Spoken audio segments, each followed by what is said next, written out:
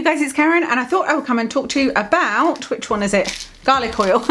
This is Holland & Barrett garlic oil with allicin, contains 1.8 milligrams of allicin. So this is not the odorless one. There are 250 capsules in here, and yeah, I thought I'd come and tell you why I take them, what the benefits are of them. You guys know that I take pumpkin seed oil. My God, with the top off, they really are quite strong.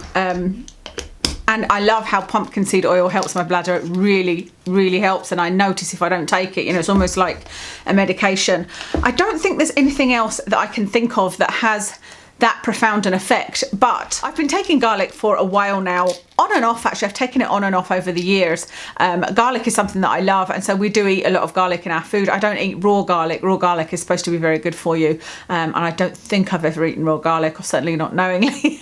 You know, maybe it's been included in a salad or something, but I thought, you know, there's no harm in taking a supplement, because this is just, to me, it's not just addressing one issue, it's addressing a whole host of issues, of which I have a lot of concerns. And so these are very tiny capsules, but these, like I said, are the ones that are not odorless. They are very, very strong smelling, very strong smell of garlic. If you are single, this is the size. They're absolutely tiny. Not tiny enough that I can take them. I can't even take tablets that size. I have to put them in food. But if you're single and dating, I would suggest getting the odorless ones. I don't know if the odorless ones are odorless, but the reason I don't get the odorless ones is because there is more allicin in this. And funny enough, this says on the front, with allicin, 1.8 milligrams of allicin.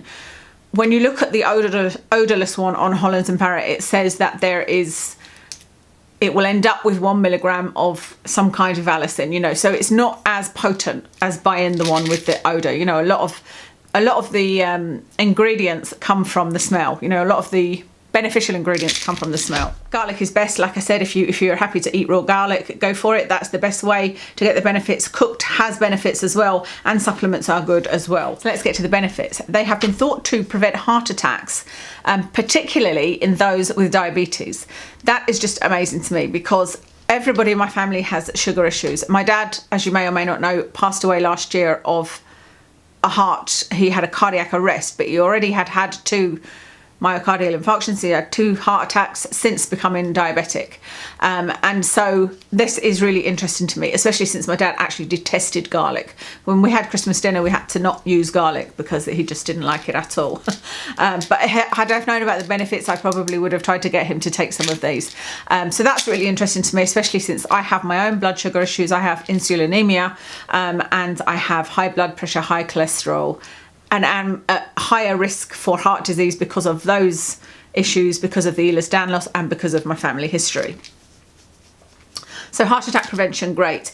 Cancer prevention, there's quite a few different cancers. Lung cancer is one of them, which is what my granddad died of. I can't remember the other 2. They weren't the obvious ones, if you like, but there is thought to be some cancer protection in here. They are antioxidant and antibiotic as well. So, you know, I wouldn't suggest using them instead of antibiotics, but it's something to try for bacterial infections. It's said to decrease a cold frequency, so it obviously works on viruses. So if you've got the cold, it won't stop the cold, it won't heal the cold, but it will decrease how long you have it for. So I wish I'd have been taking these when I had my cold. I think I actually bought them and took them in the last 3 or 4 days, but I had it just over a month.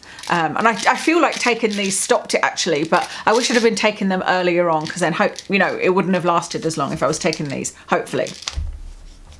Antibiotic, it helps with high cholesterol and blood pressure, to reduce both. It helps specifically with liver injury from alcohol abuse. So anybody that's got liver injury from alcohol abuse, these can help. Yeah, that's the main kind of headlines, if you like, but I think there's enough there. For me, it's really the heart risk, the high cholesterol and the high blood pressure. And like I said, I've been taking these on and off for years, and they weren't one of those drugs like with the pumpkin seed oil where I could say, you know what, I wouldn't be without this because I've seen this effect. I'd never actually looked at my cholesterol or blood pressure in relation to when I was taking these, because I actually am on medication to reduce my blood pressure and not cholesterol. I'm not on medication to reduce my cholesterol. And cholesterol's harder to test. I used to have a machine, and then suddenly this machine didn't exist anymore. So I'm assuming that technology was considered not very good. And then to get it at the doctor's is quite difficult. You can only get it once a year, you know, so it's hard to sort of assess cholesterol. However, I have had to start recording my blood pressure again, even though my blood pressure has been at the normal rate since being on these 2 medications that I'm on.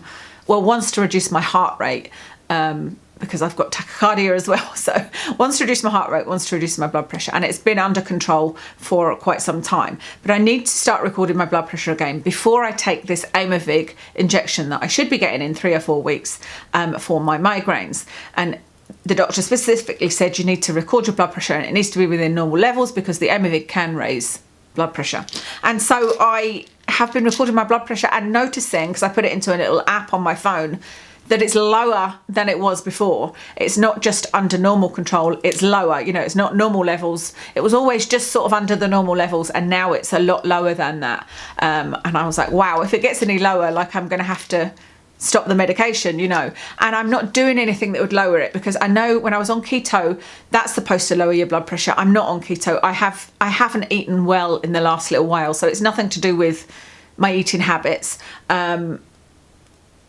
I suppose I've been doing a little bit more exercise, but a little bit, you know, on the occasions that I don't have a migraine, I've been doing some exercise. But there's nothing external that I think can contribute to this, because I've been walking Watson less actually, other than taking these garlic oil tablets. So I think that it was probably these that helped with blood pressure. There are some studies in garlic oil, and there's a really good review of garlic oil that I will try and remember and link for you, because what that's saying is there needs to be more long-term safety studies, which I agree with, especially in like pregnant and breastfeeding women. So, you know, it's something perhaps to take with caution. Like certainly if you don't have high blood pressure, then you would need to watch your blood pressure, for example. So it's not something to just take just because, but you'll know if you're at risk of these sort of, you know, heart-related conditions. So I hope that was useful for you. There's quite a few supplements that I am taking and have taken on and off and have feelings about, so I'll definitely come back and do some more. And I'll link the garlic oil that I'm taking below, and I will speak to you again soon.